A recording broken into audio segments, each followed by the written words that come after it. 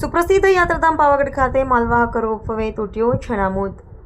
પાવાગઢ ખાતે મંદિરના બાંધકામ માટે ઉપયોગમાં લેવાતો ગુડ્સ રોપવે તૂટી પડ્યો છે. આ રોપવે મુખ્યત્વે મંદિરના નિર્માણ કાર્ય માટે સામાન અને મટીરીયલ ઉપર પહોંચાડવા માટે ઉપયોગમાં લેવામાં આવતો હતો. આ દુર્ઘટનામાં 6 લોકોના મોત થયા છે, જ્યારે ઘણા લોકો ઘાયલ થયા છે. પ્રાથમિક તપાસમાં સામાન લઈ જતા સમયે ટેકનિકલ ખામી સર્જાઈ હોવાને કારણે આ દુર્ઘટના સર્જાઈ હોવાનું સામે આવ્યું છે. રિપોર્ટર દીપક તિવારી, શિનોર સમાચાર ન્યૂઝ, પાવાગઢ.